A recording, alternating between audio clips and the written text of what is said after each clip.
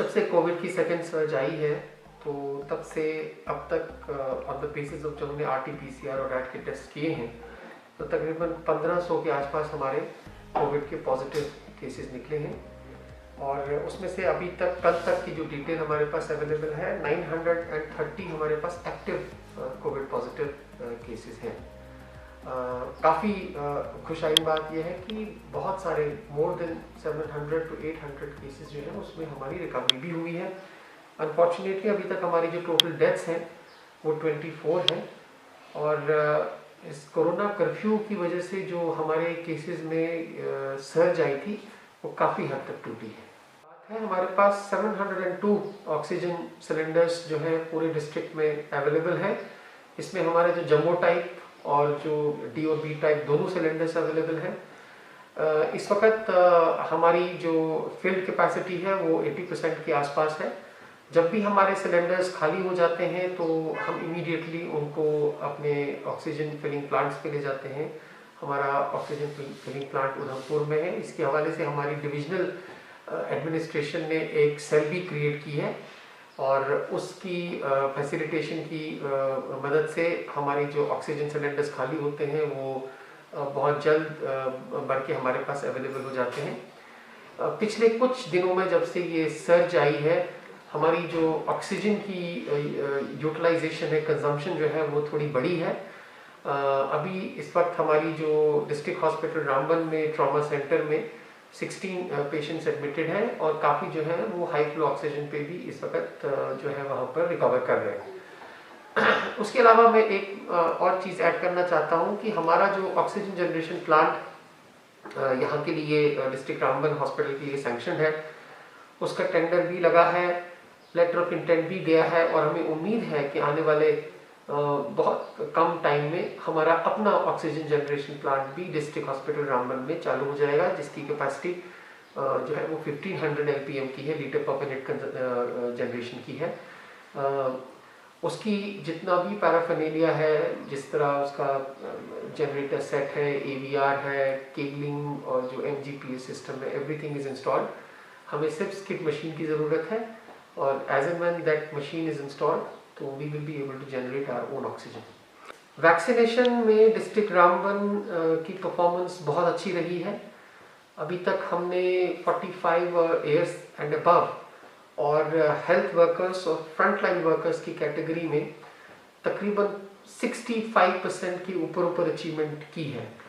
Honourable lieutenant governor ने meeting भी इस हवाले से पिछले हफ्ते ली थी रिगार्डिंग अनवैक्सीनेटेड फर्स्ट टाइमर्स जो टोटली अनवैक्सीनेटेड हैं। तो हमारे 29,144 अनवैक्सीनेटेड थे, लेकिन मुझे ये बात आपके साथ शेयर करते हुए बहुत खुशी होती है कि उसमें से हमने 10,000 लोगों को वैक्सीनेट कर दिया है। Right now we are left with between 19,000 to 20,000 unvaccinated people who fall in the 45 years and above age category। तो हमें उम्मीद है कि बहुत जल्द आने वाले टाइम में हम इन लोगों को भी फर्स्ट डोज वैक्सीनेशन का एडमिनिस्टर करेंगे और बाय दैट टाइम हमारे काफ़ी जो लोग हैं जो एज अप्रोप्रिएट कैटेगरी में सेकेंड डोज के लिए अवेलेबल हो जाएंगे तो उनकी भी वैक्सीनेशन करेंगे। उसके अलावा जहाँ तक टेस्टिंग का ताल्लुक है तब तक हमें अपने इन्फेक्शन की एक्चुअल स्प्रेड का पता नहीं चलेगा जब तक हम RT-PCR और रैट की टेस्टिंग जो है उसको इंक्रीज या एनहेंस ना करें। तो जैसा कि आपको पता है कि रामबन का जो डिस्ट्रिक्ट है it exists between 2 tunnels, Chauha tunnel and the Nashri tunnel.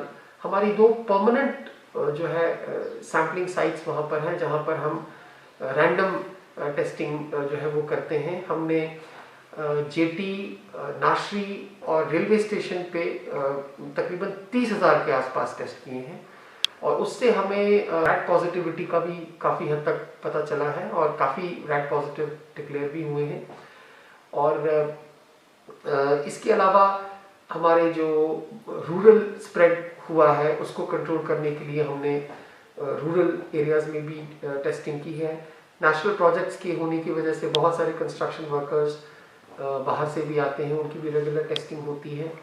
पिछले कुछ दिनों में कंस्ट्रक्शन वर्कर्स की टेस्टिंग में काफ़ी पॉजिटिव केसेस भी निकले हैं और उनको हमने सेल्फ आइसोलेशन में रखा हुआ है। हमारी कोशिश है कि ज़्यादा से ज़्यादा टेस्टिंग करें।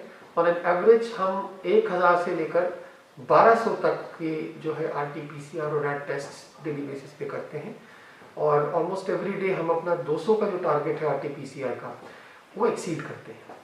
ये गवर्नमेंट की तरफ से एक बहुत ही ह्यूज डिसीजन है, और मुझे लगता है कि ये डिसीजन जो है कोविड के मैनेजमेंट में, मिटिगेशन में एक बहुत ही अहम रोल अदा करेगा।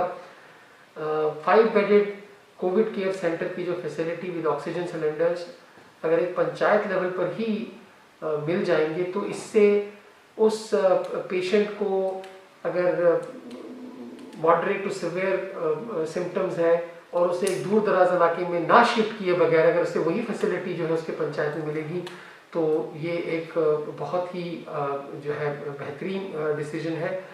इसको इम्प्लीमेंट करने के लिए आज मॉर्निंग में मैंने इमीडिएट एक मीटिंग भी ली, जिसमें हमारे चीफ प्लानिंग ऑफिसर और इसमें हमारे चीफ मेडिकल ऑफिसर, इसमें हमारे डिस्ट्रिक्ट पंचायत ऑफिसर, वो सारे आए। इसको हमने स्ट्रेटेजाइज किया। जैसा कि आपको पता है कि रामबन डिस्ट्रिक्ट में 143 पंचायत हैं, तो we are looking towards setting up of 143 5-bedded COVID care centers.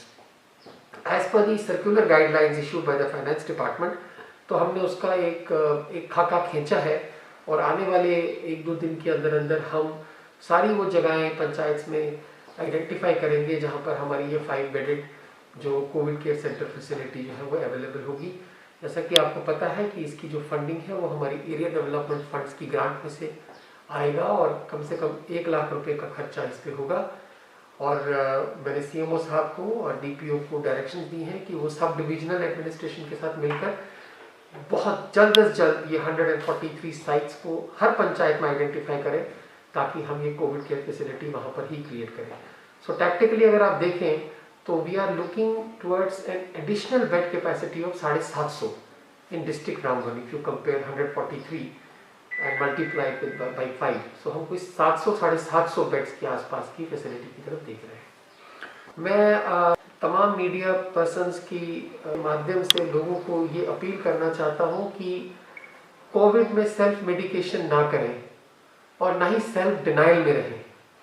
अगर आपको कोविड रिलेटेड या कोविड टाइप सिम्टम्स हैं, जैसा कि आपको लग रहा है कि आपको बुखार है या आपको कफ हो रहा है या थकावट वगैरह का आपको एहसास है, तो आप खुद दुकान पे जाते हैं और मुख्तलिफ़ किस्म की दवाइयाँ खरीदते हैं, खुद एक्सपेरिमेंट करते हैं, और जो सेल्फ डिनाइल होता है और रैट टेस्टिंग से जो है आप बचने की कोशिश करते हैं। इससे फ़ायदे के बदले उल्टा नुकसान होगा।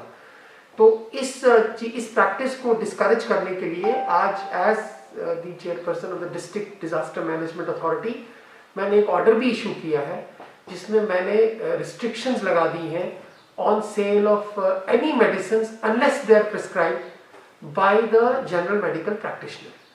तो उसका रिकॉर्ड एक फॉर्मेट पे तमाम केमिस्ट्स को मेंटेन करना पड़ेगा, ताकि हम ये जो एक एब्रप्ट होल सेल जो हो रही है ऐसी मेडिसिन्स की, जिसकी वजह से लोग जो है वो सेल्फ ट्रीटमेंट कर रहे हैं और अपना नुकसान कर रहे हैं, तो इसके लिए जो रेलेवेंट ऑर्डर्स हमें इशू करने थे as DDMA, those orders stand issued. मुझे ये आपके साथ शेयर करते हुए बहुत खुशी हो रही है कि जिस दिन ऑनरेबल लेफ्टिनेंट गवर्नर ने और गवर्नमेंट ने ये डिसीजन लिया कि हम कंस्ट्रक्शन वर्कर्स को और बाकी दूसरे स्टेक होल्डर्स को जिनका कोविड की वजह से लाइवलीहुड पे जो इम्पैक्ट हुआ है, उसके लिए गवर्नमेंट ने जो फाइनेंशियल असिस्टेंस दी थी, उसके 1-2 दिन के बाद ही वी वेर सो प्राउड कि हमारा जो है 1,65,00,000 का बिल जो है हमने वो जो डायरेक्ट DBT ट्रांसफर कर दिया against active labour card holders. हमारे डिस्ट्रिक्ट में 22,777 लेबर कार्ड होल्डर्स हैं, जिसमें 15,568 जो है 16,568 वो एक्टिव जो है वो लेबर कार्ड होल्डर्स हैं। तो उनके अकाउंट में जो पहली किश्त है 1,000 रुपये की वो DBT हो चुकी है। आज मेरी सुबह असिस्टेंट लेबर कमिश्नर से भी मीटिंग हुई और मुझे ये कहते हुए खुशी होती है कि उसमें 300 और ऐड हुए हैं जिनके लेबर कार्ड्स रिन्यू हुए हैं and they have also become eligible for this government financial assistance. तो वो इनके अकाउंट में बहुत जल्दी ट्रांसफ़र हो जाएंगे। तो कंस्ट्रक्शन वर्कर्स के साथ साथ मैंने अपने हैंडीक्राफ्ट और हैंडलूम के असिस्टेंट डायरेक्टर के साथ भी जो है वो बात की है, क्योंकि उनके भी जो हमारे आर्टिजन कम्युनिटी वाले हैं, they are also eligible for financial assistance, तो उनका भी हम बहुत जल्दी ऐसा ही डिसीजन लेंगे। आपको पता है कि पहले हमने नाइट कर्फ्यू लगाया था, और उसके बाद जब कोविड का स्प्रेड थोड़ा और ज़्यादा हुआ तो उसकी ट्रांसमिशन चेन को तोड़ने के लिए हमने कोरोना कर्फ्यू लगाया, और उसके बाद सब्सिक्वेंटली उसे एक्सटेंड भी किया गया। इससे जाहिर है लोगों की मूवमेंट में, ख़ास तौर से इमरजेंसीज को टैकल करने में प्रॉब्लम्स आती हैं, लेकिन हमने एक बहुत ही अच्छा एक सिस्टम हमारे डिस्ट्रिक्ट एडमिनिस्ट्रेशन ने इस्टेब्लिश किया है, जिसमें हमारे जो असिस्टेंट कमिश्नर रेवेन्यू हैं उससे हमने curfew pass issuing authority designate किया है।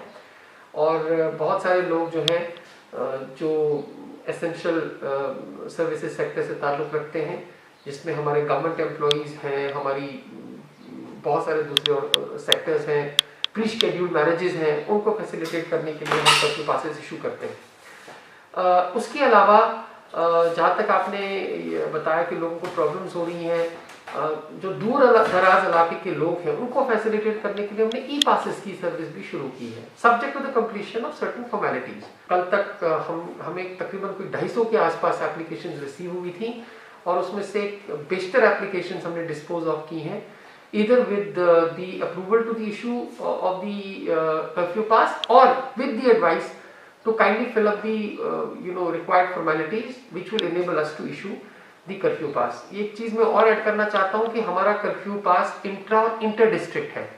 सो फार एज इंटर डिवीजन का जो कर्फ्यू पास है उसकी कॉम्पिटेंस, उसकी अथॉरिटी जो है वो डिविजनल कमिश्नर ऑफिस में है।